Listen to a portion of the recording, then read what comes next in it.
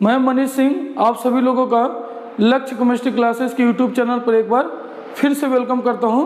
तो हम लोग पिछले वीडियो में सीख रहे थे ग्रुप 16 के कुछ प्रॉपर्टीज़ के बारे में, तो उसी क्रम में हम आगे बढ़ाते हैं।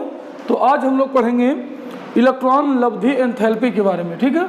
तो नेक्स्ट हमारा कॉन्सेप्ट होगा इलेक्ट्रॉन लब्धि एंथैल्पी। इलेक्ट्रॉन लब्धि एंथैल्पी, इसी को हम इलेक्ट्रॉन गेन एंथैल्पी भी कहते हैं।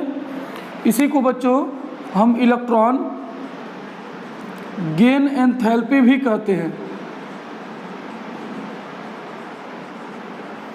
ठीक है बच्चों। तो देखिए पहले इसका मतलब हम समझ लेते हैं। हमने पिछले वीडियो में भी आपको बताया होगा। इलेक्ट्रॉन का मतलब है, देखिए इलेक्ट्रॉन का मतलब इलेक्ट्रॉन से, गेन का मतलब उसे लेने से, प्रविष्ट कराने से, और एंथैल्पी का मतलब होता है जो ऊष्मा में परिवर्तन होता है, ठीक है। तो किसी परमाणु में, किसी उदासीन परमाणु में इलेक्ट्रॉन को क्या करने से, इलेक्ट्रॉन को प्रविष्ट कराने पर जो ऊर्जा क्या होती है, मुक्त होती है, वही आपकी कहलाती है इलेक्ट्रॉन गेन एंथैल्पी, ठीक है। ऐसे समझिए कि जैसे कोई परमाणु यक्स है और यह क्या कर रहा है, आप इसे इलेक्ट्रॉन दे रहे हो, ठीक है। तो यह किस में परिवर्तित हो रहा है, यक्स माइनस में, किसी एनायन में, और यहाँ पे जितना ऊर्जा मुक्त हो रही है वही इसकी कहलाएगी इलेक्ट्रॉन गेन एंथैल्पी, ठीक है।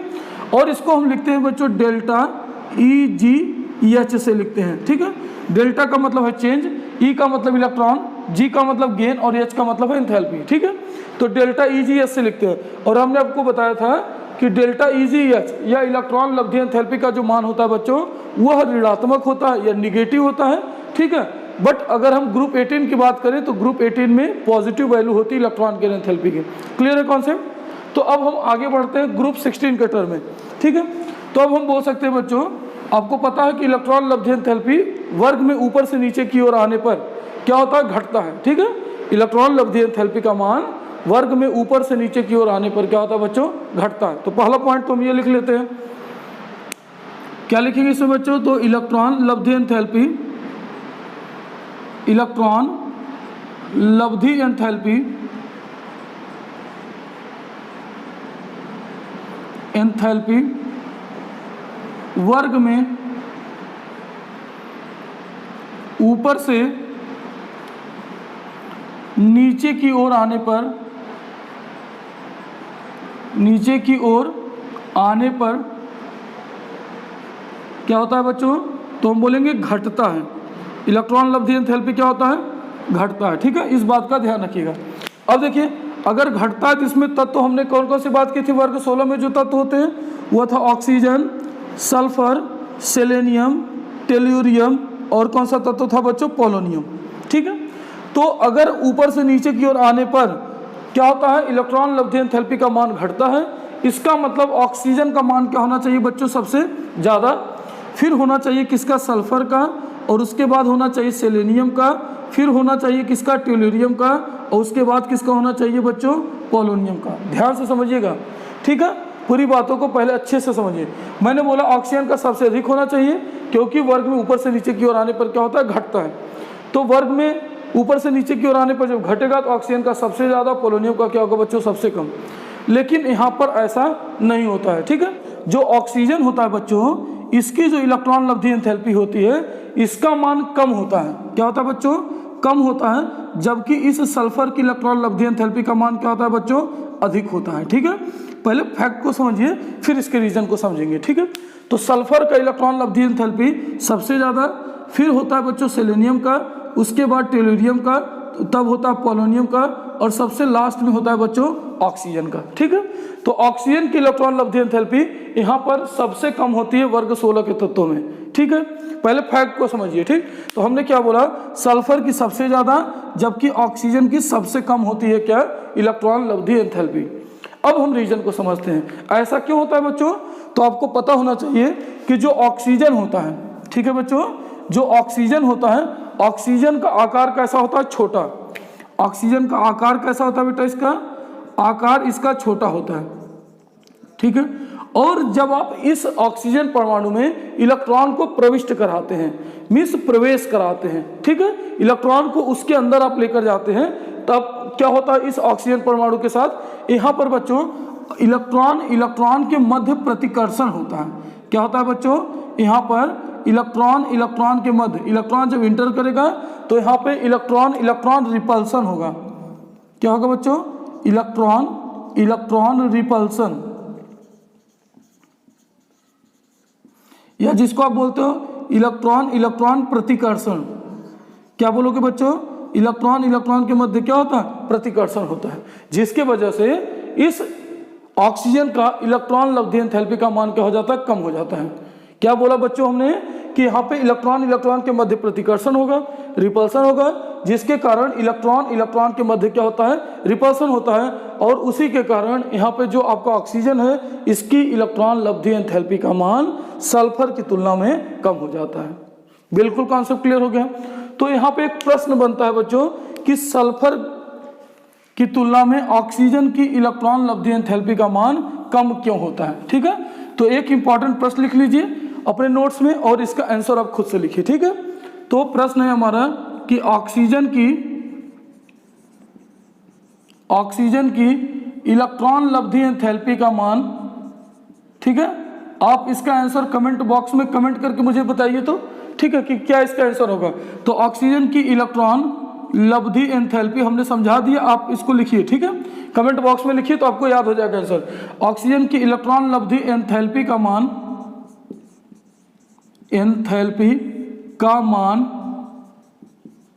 सल्फर की तुलना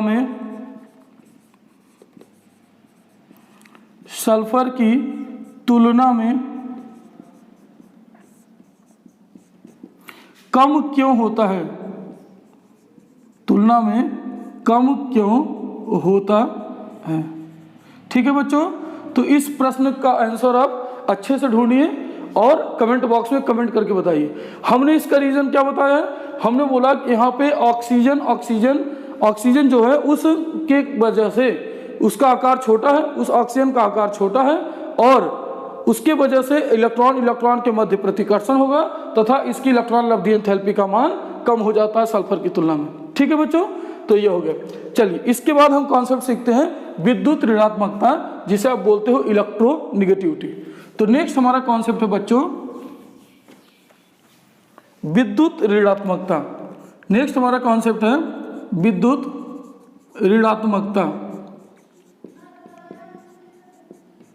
ठीक है। इसी को हम बोलते हैं बच्चों इलेक्ट्रोनिगेटिविटी। क्या बोलेंगे, इसी को आप बोलेंगे इलेक्ट्रोनिगेटिविटी, ठीक। हमने ये सब के बारे में पिछले वीडियो में बता दिया है, फिर से मैं एक बार बता देता हूं, ठीक है। विद्युत ऋणात्मकता होता क्या है बच्चों, तो देखिए जब कोई सहसंयोजी बंध बनता है, जैसे हाइड्रोजन और फ्लोरीन के बीच में बना सहसंयोजी बंध क्या होता है, जो इलेक्ट्रॉन के साझे से बंध बनता है उसी को सहसंयोजी बंध बोलते हैं। या बोलेंगे the bond that is formed by sharing of electron between two atom is known as what, covalent bond, ठीक। तो इलेक्ट्रॉन के साझे से जो बंध बनता है उसी को आप क्या बोलते हैं बच्चों, उसी को हम बोलते हैं सहसंयोजी बंध। क्या बोलेंगे, तो इसको आप बोलेंगे सहसंयोजी बंध, ठीक है। अब देखिए बच्चों यहाँ पे जो सहसंयोजी बंध बना वह हाइड्रोजन और फ्लोरीन के बीच में, मीन्स एक इलेक्ट्रॉन इस हाइड्रोजन के खर्च हुए होंगे और एक इलेक्ट्रॉन इस फ्लोरीन के। बट अब यह फ्लोरीन चालाकी करता है और कोशिश करता है कि यह जो इलेक्ट्रॉन है इसका स्थानांतरण, इसका अट्रैक्शन किसकी ओर हो जाए, इस फ्लोरीन एटम की ओर हो जाए। क्यों, क्योंकि फ्लोरीन हाइड्रोजन की तुलना में ज़्यादा विद्युत ऋणात्मक तत्व है, उसके पास इलेक्ट्रॉन को आकर्षित करने की क्षमता अधिक है। अर्थात हम बोल सकते हैं कि इस फ्लोरीन पे पार्शियल निगेटिव पूरी तरह से नहीं आएगा, पूरी तरह से अगर प्लस या माइनस आ जाएगा तो उसको हम आयनिक बंध बोलेंगे, ठीक है। तो यहाँ पे आंशिक रूप से ऋणायन और यहाँ पे आंशिक रूप से धनायन, जिसको आप बोलते हो पार्शियल निगेटिव और इसको बोलोगे पार्शियल पॉजिटिव डेवलप हो जाता है। आए बच्चों बात समझिए। तो बोलेंगे सहसंयोजी बंध में इलेक्ट्रॉन को, किसी परमाणु के द्वारा इलेक्ट्रॉन को अपनी ओर आकर्षित करने की क्षमता विद्युत ऋणात्मकता कहलाती है। आए बच्चों समझ में बात।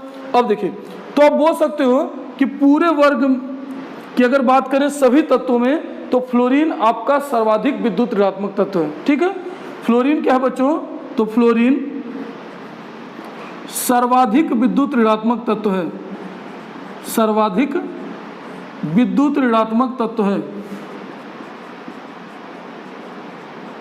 ठीक है, ऋणात्मक तत्व है। Fluorine is strongest electronegative element among the elements. ठीक है, अब देखिए बच्चों, ये हो गई बात किसकी, फ्लोरीन की। अगर इसके हम कुछ क्रम की बात करें तो फ्लोरीन सबसे अधिक विद्युत ऋणात्मक होता है। ठीक है, फिर होता है आपका ऑक्सीजन और फिर नाइट्रोजन, याद कर लीजिए फोन, और इसके बाद क्लोरीन, फिर ब्रोमीन और इसके बाद आयोडीन। तो यह बच्चों होता है विद्युत ऋणात्मकता का क्रम। ठीक है, फ्लोरीन, ऑक्सीजन, नाइट्रोजन और उसके बाद क्लोरीन, ब्रोमीन और आयोडीन। ठीक है बच्चों, तो यह हमने क्या बोला, यह है विद्युत ऋणात्मकता का क्रम, विद्युत ऋणात्मकता का क्रम।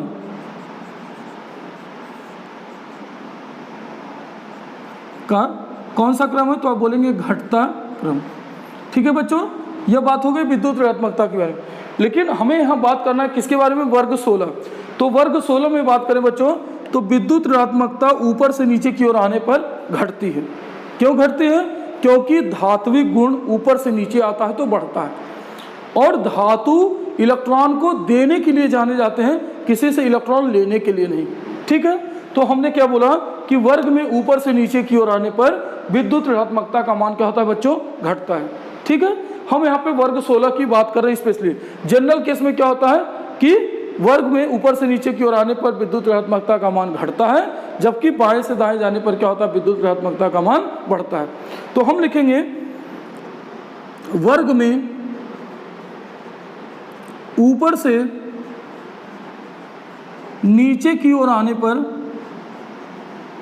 नीचे की ओर आने पर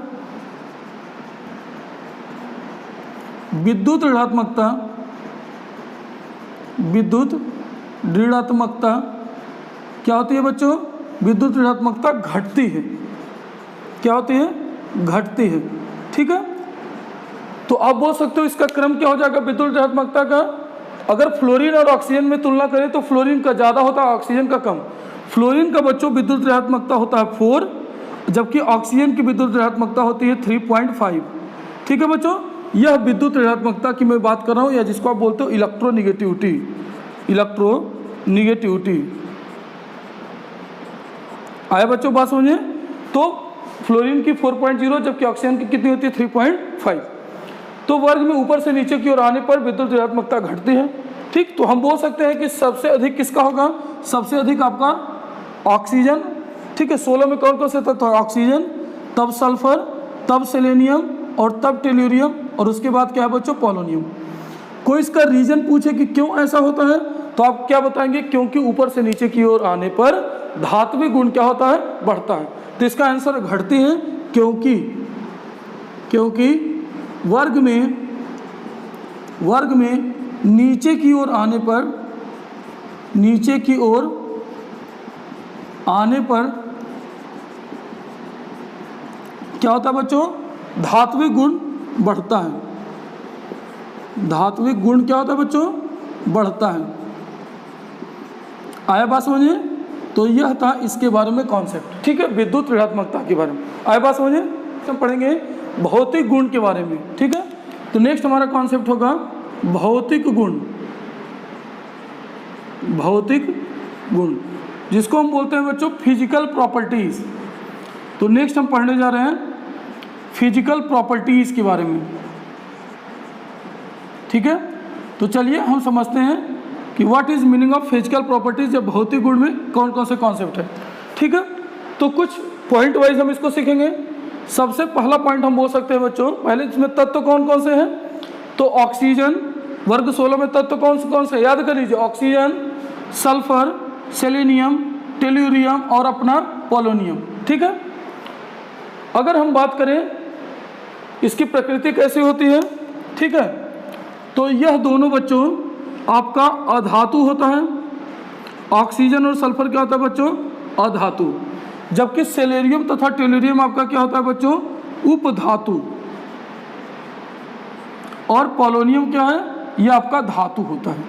बट ये कैसा धातु है बच्चों, तो यह एक रेडियो एक्टिव एलिमेंट है, तो हम बोल सकते हैं पोलोनियम एक रेडियो एक्टिव धातु है। तो नेक्स्ट हमारा सेकंड पॉइंट बनेगा बच्चों पोलोनियम।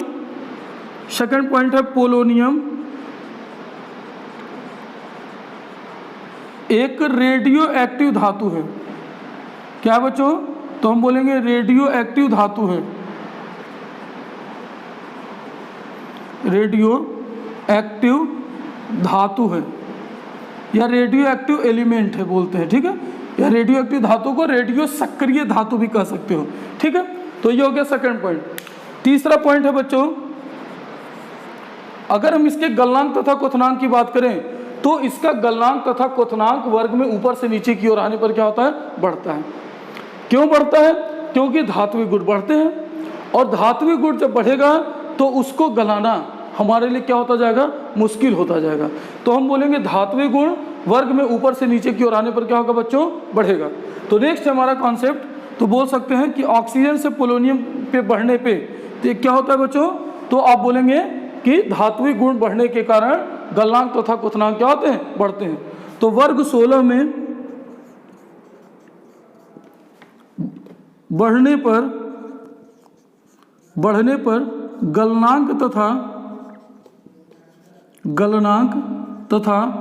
क्वथनांक क्या होता है बच्चों, क्वथनांक बढ़ता है। क्वथनांक क्या होता है बच्चों, बढ़ता है। ये नेक्स्ट पॉइंट है कि गलनांक तथा क्वथनांक क्या होता है बच्चों, बढ़ता है। तो कि वर्ग 16 के सभी तत्व अपरूपता प्रदर्शित करते हैं। तो हम बोलेंगे वर्ग 16 के सभी तत्व अपरूपता का मतलब होता है एलोट्रॉप्स, इसको आप बोलते हो एलोट्रॉप्स।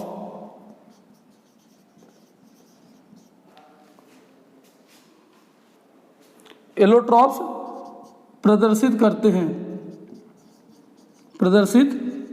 हैं। एलोट्रॉप्स का मतलब है यही तत्व के जब एक से अधिक संरचनाएं बनती हैं तो उसी को आप क्या बोलते हैं, अपरूपता या एलोट्रॉप्स कहते हैं, ठीक है। नेक्स्ट पॉइंट है बच्चों गलनांक तथा क्वथनांक। ऑक्सीजन तथा सल्फर में बहुत अंतर होने के कारण ऑक्सीजन तथा सल्फर का जो गलनांक है दोनों का अंतर बहुत अधिक होता है, जिसकी वजह से आपका ऑक्सीजन डाई एटॉमिक बनाता है जबकि सल्फर आपके पॉली एटॉमिक बनाते हैं, ठीक है। तो नेक्स्ट पॉइंट है बच्चों कि ऑक्सीजन जो होता है आपका ऑक्सीजन डाई एटॉमिक जिसको आप बोलते हो द्विपरमाणुक, जबकि सल्फर बहुपरमाणुक बनाता है। क्यों ऐसा होता है, क्योंकि गलनांक तथा क्वथनांक जो होता है ऑक्सीजन तथा सल्फर में बहुत ही अधिक अंतर होता है, ठीक है। तो यह बात हो गई। ऑक्सीजन बच्चों O2 के फॉर्म में तथा O3 के फॉर्म में बनाता है ऑक्सीजन, ठीक है। इसके एलोट्रॉप्स कौन कौन से हो जाएंगे, O2 तथा O3। जबकि अगर सल्फर की बात करेंगे बच्चों तो सल्फर जो आपका है वह बनाएगा S2, S4, S6 तथा S8, ठीक है। तो अगर मैं O2 और S2 की बात करूं तो O2 तथा S2 कैसे होते हैं बच्चों, तो पैरामैग्नेटिक या जिसको आप बोलते हो अनुचुंबकीय होते हैं। S2 तथा O2 क्या होते हैं बच्चों, अनुचुंबकीय। अनुचुंबकीय का मतलब क्या होता है, अनुचुंबकीय जिसके पास अयुग्मित इलेक्ट्रॉन या अनपेयर्ड इलेक्ट्रॉन होते हैं उसी को आप बोलते हो अनुचुंबकीय। जिसके पास अयुग्मित इलेक्ट्रॉन होते हैं, जिसके पास अयुग्मित इलेक्ट्रॉन होते हैं उसी को क्या बोलते हो, उसी को अनुचुंबकीय आप बोलते हो, ठीक है। तो यह हो गई बात किसके बारे में, भौतिक गुण के बारे में, क्या होती है। तो नेक्स्ट होगा रासायनिक गुण, जिसको आप कहते हो केमिकल प्रॉपर्टीज। क्या बोलोगे, केमिकल प्रॉपर्टीज। तो केमिकल प्रॉपर्टीज में आपको जो फर्स्ट पढ़ना है बच्चों और वह होगा अपना कौन सा, तो आप बोलोगे ऑक्सीकरण संख्या, ठीक है। तो पहला हम पढ़ेंगे बच्चों ऑक्सीकरण संख्या के बारे में। ऑक्सीकरण संख्या या ऑक्सीडेशन नंबर इसी को आप बोलते हो, इसी को आप क्या बोलोगे बच्चों, ऑक्सीडेशन नंबर। ठीक है, किसकी बात करेंगे तो वर्ग 16 की हम यहाँ पे बात करेंगे, वर्ग 16 के बारे में केवल। ठीक है, कि क्या होता है ऑक्सीकरण संख्या। तो यहाँ पे कौन कौन से तत्व है बच्चों, तो देखिए ऑक्सीजन, सल्फर, मैं इतनी बार बता रहा हूँ आपको एकदम रट जाना चाहिए, ऑक्सीजन, सल्फर, सेलेनियम, टेल्यूरियम तथा पोलोनियम। ठीक है, अब देखिए अगर इसका परमाणु संख्या लिखे तो 8 होता है। क्या होता है बच्चों, ऑक्सीजन का 8, सल्फर का 16, इसमें 18 जोड़ दीजिए तो 34, इसमें फिर 18 जोड़िए तो 52, और इसमें 32 जोड़ दीजिए तो कितना आ जाएगा 84। ठीक है, तो ये होता है परमाणु संख्या।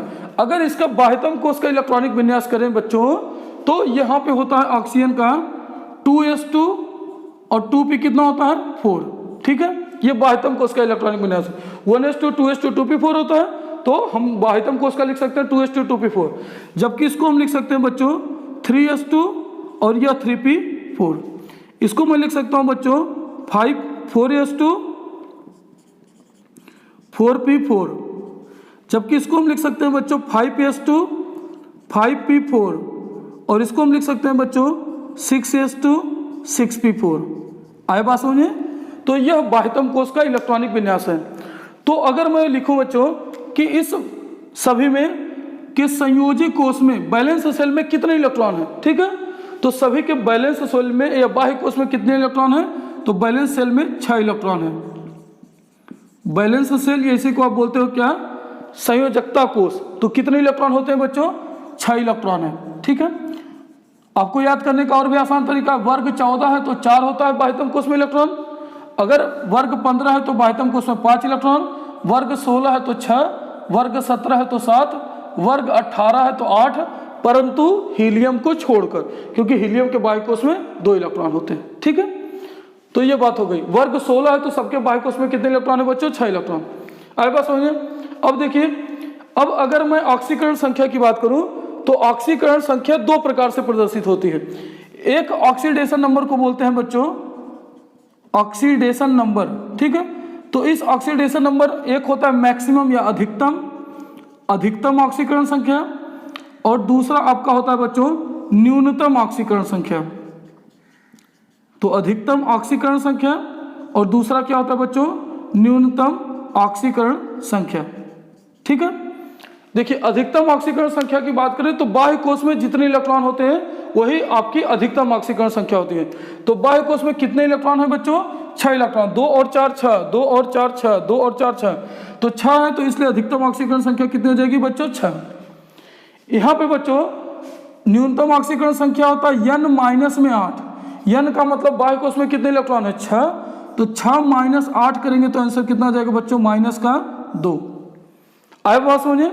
तो अधिकतम ऑक्सीकरण संख्या प्लस का 6, जबकि न्यूनतम ऑक्सीकरण संख्या कितना होता है बच्चों, माइनस का 2। तो अगर मैं इसको संख्या रेखा पे लिखूं तो कहां से कहां तक हो सकती है ऑक्सीकरण संख्या वर्ग 16 की, तो हम बोलेंगे बच्चों वर्ग 16 की ऑक्सीकरण संख्या, मैं इसको इरेज करता हूं ऊपर। ठीक है, थोड़ा सा जगह हो जाए मुझे लिखने के लिए। तो इसकी जो ऑक्सीकरण संख्या होगी बच्चों वह होगी कहां से, -2 -1 0 +1 +2 +3 प्लस का 4 और प्लस का 5 और प्लस का 6। इतनी ऑक्सीकरण संख्या को क्या कर सकता है, प्रदर्शित कर सकता है। कर सकना और करना दोनों में बहुत अंतर होता है। ठीक है, मैं यह काम कर सकता हूं और करता हूं, दोनों में बहुत डिफरेंस होता है। तो देखिए, तो यह बच्चों हमने बोला कि -2 से लेकर +6 तक ऑक्सीकरण संख्या को प्रदर्शित कर सकता है वर्ग 16 का तत्व। अगर इसे 2 इलेक्ट्रॉन मिल जाए, इसके पास बाह्यतम कोष में कितने इलेक्ट्रॉन है, 6, देखिए 2 यस में और 4 किस में बच्चों, पी में। तो इसे 2 और इलेक्ट्रॉन मिल जाए तो इसका क्या हो जाएगा बच्चों, 8 हो जाएगा इलेक्ट्रॉन। ठीक है, अष्टक पूरा हो जाएगा। तो यह -2 का ऑक्सीकरण संख्या क्या कर सकता है, जो प्रदर्शित कर सकता है वह स्थायित्व तो होता है, स्टेबल होता है। दूसरा, या तो यह बच्चों क्या करे, इस 4 को पूरी तरह से खाली कर दे, तो पूरी तरह से खाली करेगा तो इसकी ऑक्सीकरण संख्या स्थायित्व कितनी होगी बच्चों, प्लस का 4। तीसरा है बच्चों यह जो 2 है इसे भी पूरी तरह से खाली कर दे तो +4 और +2 कितना हो गया बच्चों, प्लस का 6। तो कुल +6 इलेक्ट्रॉन को खाली कर दे तो इसका जो स्थायित्व ऑक्सीकरण संख्या है बच्चों वह +2 +4 तथा +6 क्या होता है, स्टेबल ऑक्सीडेशन नंबर। मीन्स यह ऑक्सीकरण संख्या को वर्ग 16 का तत्व प्रदर्शित करता है। आए बात समझे? तो हमने क्या बोला, तो हम बोल सकते हैं बच्चों वर्ग 16 के तत्वों में क्या हम बोल सकते हैं कि वर्ग 16 का तत्व -2 +4 तथा +6 ऑक्सीकरण संख्या प्रदर्शित करती है और वो स्थायित्व होता है। ठीक है, तो क्या क्या बोलेंगे बच्चों, -2 +4 तथा +6 ऑक्सीकरण संख्या। ठीक है, ऑक्सीकरण संख्या वर्ग 16 के तत्व, वर्ग 16 के तत्व क्या करते हैं बच्चों, प्रदर्शित करते हैं, प्रदर्शित करते हैं। ठीक है, यह तो ये पॉइंट हो गई। अब देखिए बच्चों, अगर मैं वर्ग -2 की बात करूं स्पेशली कि -2 ऑक्सीकरण संख्या पे किस प्रकार से प्रभाव पड़ता है।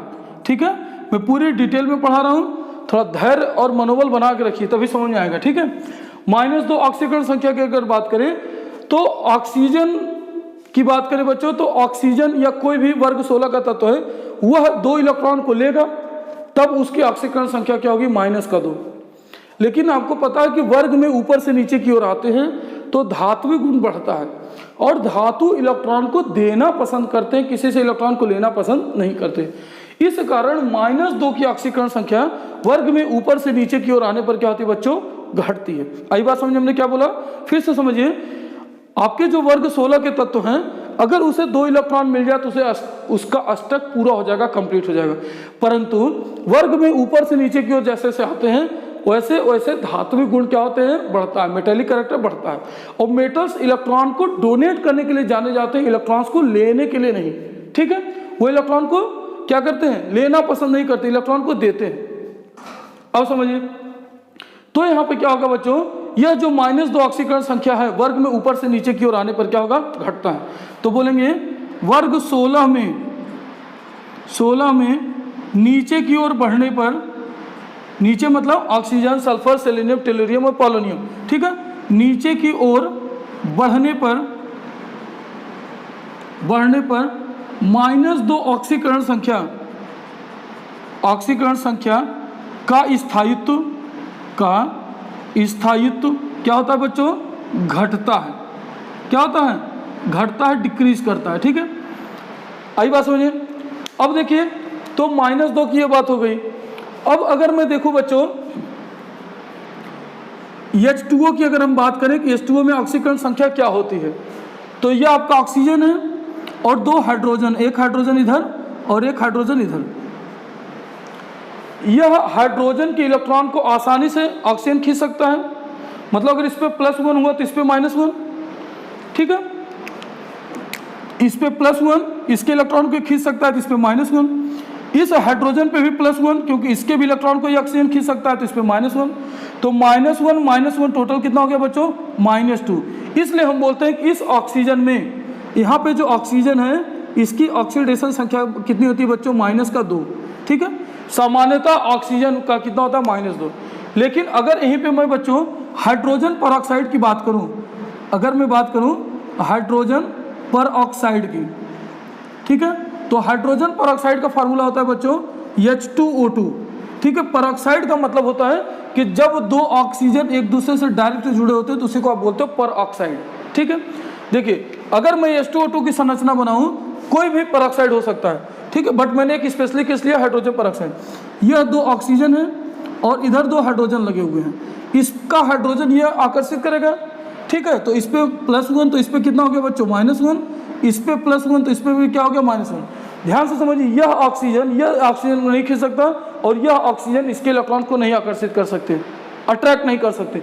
इसलिए यहाँ पे जो ऑक्सीजन होता है बच्चों परऑक्साइड में, कोई भी परऑक्साइड हो, वहाँ पे जो ऑक्सीजन का होता है वहाँ पे ऑक्सीडेशन नंबर कितना होता है, -1 का। आए बात समझिए, तो ऑक्साइड्स का -2 होता है जनरली ऑक्सीजन का, बट यहाँ पे परऑक्साइड में क्या होता है बच्चों, -1 ऑक्सीकरण संख्या होती है। तो यह बात हमने किया -2 ऑक्सीकरण संख्या। आए बात समझिए। अब देखिए बच्चों, अब हम कंपेयर करते हैं +4 और +6 पे किस प्रकार से प्रभाव पड़ता है। ठीक है, तो एक तरफ मैं लिखता हूँ +6 ऑक्सीकरण संख्या, +6 ऑक्सीकरण संख्या पे किस प्रकार से प्रभाव पड़ता है, और दूसरी तरफ +4 ऑक्सीकरण संख्या। +6 की बात करें तो +6 के लिए उसको कितना इलेक्ट्रॉन देना पड़ेगा बच्चों? 6 इलेक्ट्रॉन बाहर निकालना पड़ेगा।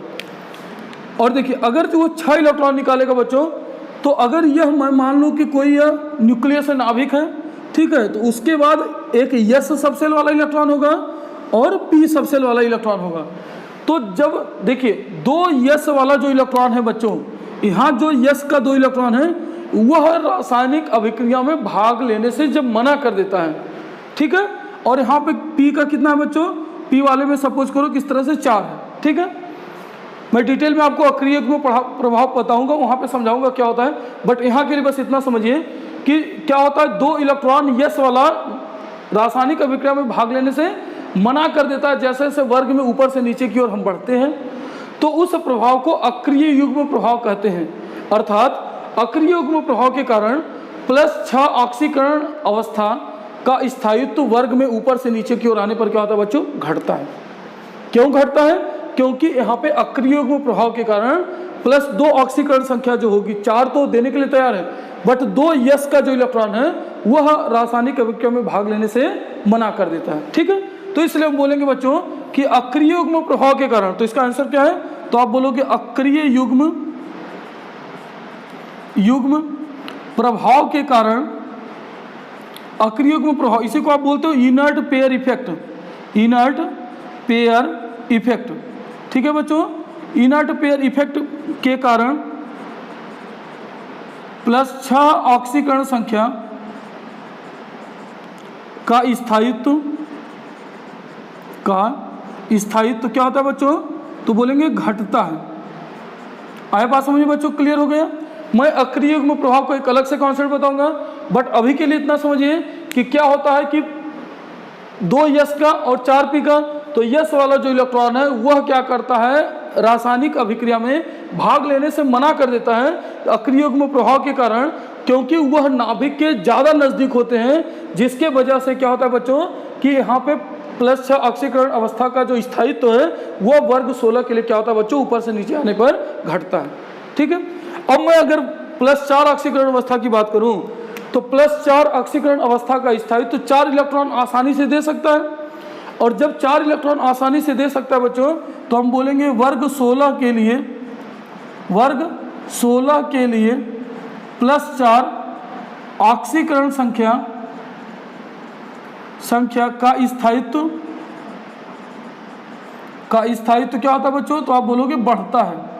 क्या होता है? तो हम बोलेंगे बढ़ता है। आए बात समझिए बच्चों कि क्या होता है? तो यह हो गया कॉन्सेप्ट, ऑक्सीकरण संख्या के बारे में हमने समझाने का प्रयास किया, ठीक। तो ये तो एक कॉन्सेप्ट हो गया। लेकिन अब ये अगर बात करें कुछ एक्सेप्शन की, कि क्या ऑक्सीजन हमेशा माइनस में ही ऑक्सीकरण अवस्था प्रदर्शित करती है? हमने बोला जैसे वाटर है तो वाटर का -2 ऑक्सीकरण अवस्था होता है, अगर पेरोक्साइड है तो उसकी -1 ऑक्सीकरण अवस्था होती है। लेकिन अगर बच्चों हम यहाँ पे फ्लोरीन के साथ, ठीक है, ऑक्सीजन का यहाँ पे बाप कौन है? फ्लोरीन। क्यों? क्योंकि ऑक्सीजन से ज़्यादा इलेक्ट्रोनेगेटिव कौन है? फ्लोरीन, ठीक है। इससे भी ज़्यादा ताकतवर आ गया, ऑक्सीजन से भी ज़्यादा। अभी तक तो ऑक्सीजन इलेक्ट्रॉन खींच रहा था, अब ऑक्सीजन की बात करते हैं।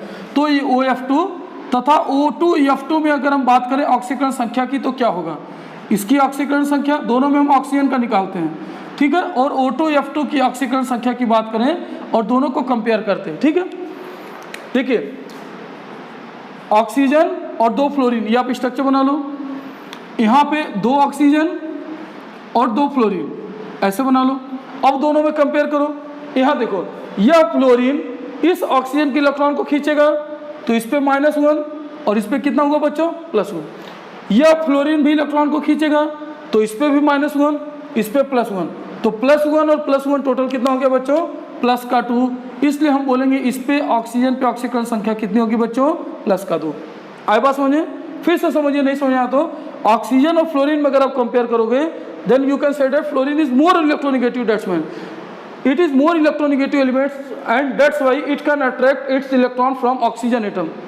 That's why here will be -1 oxidation state and here will be +1, and from here electron also attract, यहाँ भी इलेक्ट्रॉन को खींचेगा, here -1, that's why here will be +1, and +1 becomes +2। यहाँ पे क्या हो जाएगा? ऑक्सीकरण संख्या +2। अगर मैं यहाँ पे बात करूँ तो यह फ्लोरीन ऑक्सीजन के इलेक्ट्रॉन को खींचेगा तो -1, तो यहाँ पे क्या हो जाएगा बच्चों +1। यह फ्लोरीन भी इसके इलेक्ट्रॉन को खींचेगा तो -1 और इस पर कितना हो जाएगा +1। तो ऑक्सीजन पे ऑक्सीडेशन नंबर कितना होता है बच्चों O2F2 में +1। क्या होता है बच्चों +1। आया बात समझे? तो ध्यान दीजिएगा, अगर H2O में पूछता है ऑक्सीजन का ऑक्सीडेशन नंबर तो -2 होता है। पेरोक्साइड में पूछता है H2O2 या Na2O2 तो वहाँ पे क्या होता था माइनस का। अगर हम OF2 में बात करें 2 में +2 और O2F2 में क्या होता है बच्चों +1 ऑक्सीकरण संख्या। हाइड्रोजन की प्रतिक्रियाशीलता, तो सेकेंड पॉइंट हम लोग पढ़ेंगे ऑक्सीकरण संख्या के बाद, हाइड्रोजन के प्रतिक्रियाशीलता।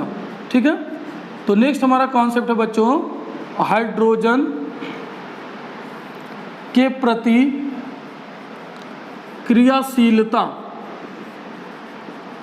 ठीक है, इसी को हम बोलेंगे बच्चों रिएक्टिविटी टुवर्ड्स हाइड्रोजन। क्या कॉन्सेप्ट होगा? तो हम बोलेंगे रिएक्टिविटी टुवर्ड्स हाइड्रोजन। हाइड्रोजन, ठीक है बच्चों, कि हाइड्रोजन के साथ अगर अभिक्रिया करते हैं तो क्या होता है। ठीक है, वर्ग 16 के तत्वों की मैं बात कर रहा हूं। ठीक है, तो यह बच्चों वर्ग 16 के जो तत्व होते हैं वह H2E प्रकार के यौगिक बनाते हैं। H2E का मतलब क्या है? E का मतलब कोई भी ऑक्सीजन हो सकता है। वर्ग 16 की बात करें, फिर से रिवाइज करिए, वर्ग 16 में कौन कौन से तत्व थे? ऑक्सीजन, सल्फर, सेलेनियम, टेल्यूरियम और पोलोनियम। अगर अब याद नहीं हुआ तो याद नहीं होगा। ठीक है, एकदम याद कर डालिए मेरे साथ। तो E = oxygen, sulphur, selenium, tellurium और क्या होता है बच्चों पोलोनियम। ठीक है, तो इस तरह से बात करते हैं।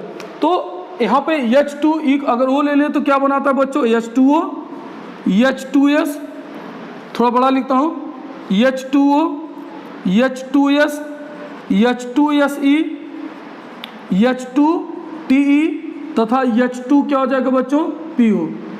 ठीक है, यह इस प्रकार के हाइड्राइड बनाते हैं वर्ग 16 के तत्व।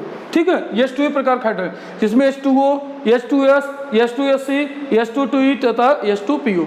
ठीक, इस प्रकार का हाइड्राइड बनाते हैं। अब अगर मैं इसके ताप स्थायित्व की सबसे पहले बात करता हूं, ठीक है, तो आपको कॉन्सेप्ट अच्छे से समझ आएगा। अगर मैं पहला कॉन्सेप्ट लूं ताप स्थायित्व,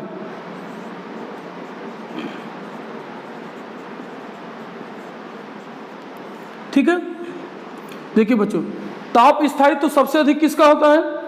तो हम बोलेंगे सबसे अधिक ताप स्थायित्व इस ऑक्सीजन का होता है और सबसे कम किसका होता है? H2PO का।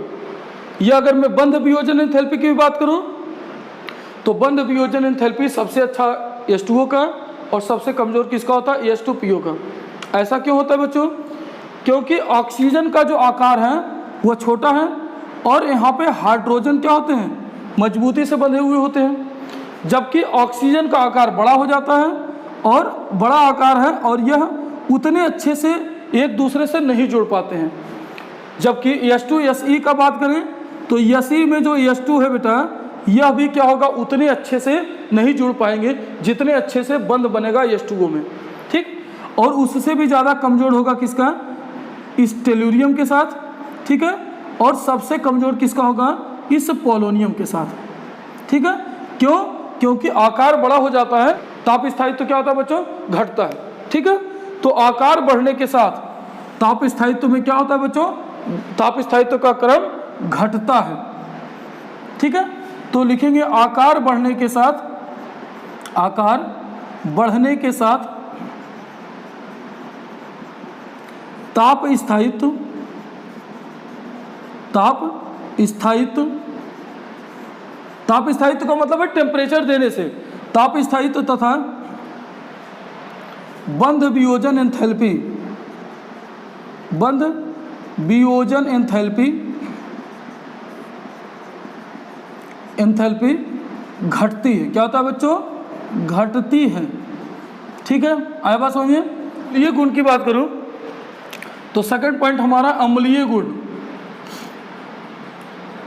जिसको आप बोलते हो एसिडिक कैरेक्टर। ठीक है, तो कौन कौन से हमारे तत्व हैं? H2O, H2S, H2SE, H2TE और H2PO। ठीक है, तो अगर मैं अब बात करूं अम्लीय गुण की तो अम्ल सबसे अच्छा कौन होगा? ठीक है, सबसे अच्छा अम्ल कौन होगा और सबसे कमजोर अम्ल कौन होगा? ठीक है, तो अम्ल वह होगा जो H+ आयन क्या करेगा बच्चों, देगा। और इसके तो हाइड्रोजन अच्छे से बंधे हुए हैं, जब अच्छे से बंधे हैं तो यह हाइड्रोजन तो देना पसंद नहीं करेगा, जबकि पोलोनियम का हाइड्रोजन क्या हो जाएगा, आसानी से यह अपने हाइड्रोजन को देने के लिए तैयार हो जाएगा। इसलिए हम बोलेंगे कि अम्लीय गुण क्या होता है बच्चों, बढ़ता है, क्योंकि बंध वियोजन एंथैल्पी का मान जैसे जैसे क्या होगा बच्चों, घटेगा, वैसे वैसे अम्लीय गुण की प्रकृति क्या होगी, बढ़ेगी। क्यों बढ़ेगी, क्योंकि यह अपना H+ आसानी से दूसरे को देने के लिए तैयार हो जाएगा। तो हम बोलेंगे क्या, अम्लीय गुण का कौन सा क्रम है बच्चों, अम्लीय गुण का बढ़ता क्रम। अम्लीय गुण का कौन सा क्रम है बच्चों, तो बढ़ता हुआ क्रम है। क्यों, क्योंकि यहाँ पे हाइड्रोजन आसानी से दूसरे को देने के लिए तैयार हो जाएगा, क्योंकि ये आसानी से टूट सकता है, जबकि यह आसानी से नहीं टूट सकता। तो अम्लीय गुण का यह बढ़ता हुआ क्रम है। ठीक, तो नेक्स्ट हम बात करते हैं बच्चों अपचायक गुण का क्या कॉन्सेप्ट है। तो थर्ड इसके बाद हमारा अपचायक गुण। अपचायक गुण, ठीक है, जिसको हम बोलते हैं रेड्यूसिंग प्रॉपर्टीज। रेड्यूसिंग प्रॉपर्टी, ठीक है। देखिए फिर से लिखते हैं सारे हाइड्राइड का नाम। तो सभी हाइड्राइड यहाँ पे कौन कौन से हैं, H2O, H2S, H2Se और H2Te, और नेक्स्ट कौन सा है बच्चों, H2PO। ये सारे आपके पास हाइड्राइड है। ठीक, अपचायक का मतलब क्या होता है, लिए तैयार होगा, जिसके पास हाइड्रोजन रहेगा वह अपना हाइड्रोजन दूसरे को देकर क्या करेगा बच्चों, अपचयित करेगा, और जो अपचयित करेगा उसको बोलेंगे अपचायक की तरह काम करेगा या रिड्यूसिंग एजेंट की तरह काम करेगा। ठीक है, यहाँ पे हाइड्रोजन ऑक्सीजन देने के लिए तैयार नहीं होगा। क्यों, क्योंकि इसके तो अच्छे से बंधे हैं, और जिसके अच्छे से बंधे हैं वो तोड़ेगा नहीं। तो तोड़ेगा कौन, पोलोनियम। तो पोलोनियम का हम बोल सकते हैं कि अपचायक गुण क्या होता है, ज़्यादा होता है, जबकि H2O का अपचायक गुण कम होता है। तो हम बोलेंगे H2O से लेके H2PO तक क्या होता है बच्चों, तो बोलते हैं अपचायक प्रवृत्ति क्या होता है, अपचायक गुण क्या होता है बच्चों, बढ़ता है।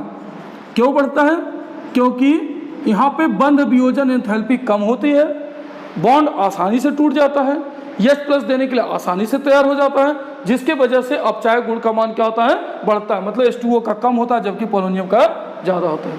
आए बच्चों बात समझिए। इसके बाद अब हम बात करते हैं गलनांक तथा क्वथनांक की।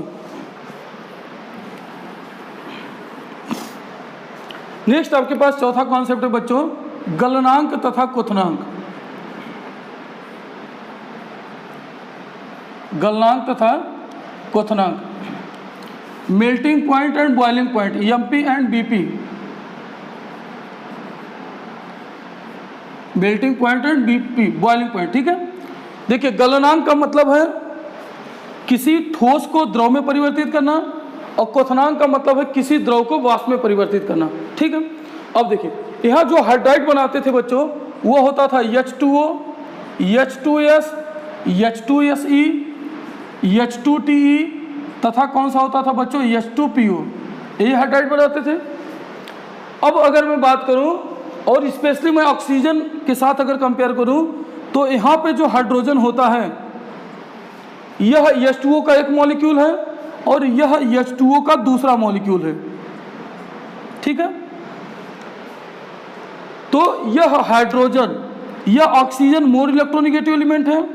इस वजह से यह हाइड्रोजन दूसरे अणु के, यह ऑक्सीजन दूसरे अणु के हाइड्रोजन के साथ एक स्पेशल टाइप का बॉन्ड बना लेता है, जिसको हम हाइड्रोजन बॉन्ड कहते हैं। क्या बोलते हैं बच्चों, हाइड्रोजन बॉन्ड कहते हैं। ठीक है, तो हाइड्रोजन बॉन्ड आपको पता है ताकतवर बॉन्ड है, और ताकतवर है जो चीज़ उसको तोड़ने में ज़्यादा ऊर्जा लगेगी, और ज़्यादा ऊर्जा लगेगी बच्चों तो हम बोलेंगे इसको तोड़ने में ज़्यादा ऊर्जा लगेगी, तो इसका गलनांक तथा क्वथनांक क्या होगा, सबसे ज़्यादा होगा। आए बात समझिए बच्चों। तो हमने क्या बोला कि H2O का गलनांक और क्वथनांक क्या होता है बच्चों, सबसे अधिक होता है। ठीक है, तो सबसे अधिक किसका होगा इसमें, H2O का। और अगर मैं अब दूसरे को कंपेयर करूं इन सभी को, तो इसमें बच्चों वांडर वाल्स बल क्या होता है, बढ़ता है। वांडर वाल बल जो है बच्चों एक तरह का एक गुरुत्वाकर्षण बल होता है। ठीक है, जिसके कारण यह क्या होता है, वो बढ़ते जाता है, और जैसे जैसे बढ़ता है वैसे वैसे उसका गलनांक तथा क्वथनांक क्या होता है बच्चों, बढ़ता चला जाता है।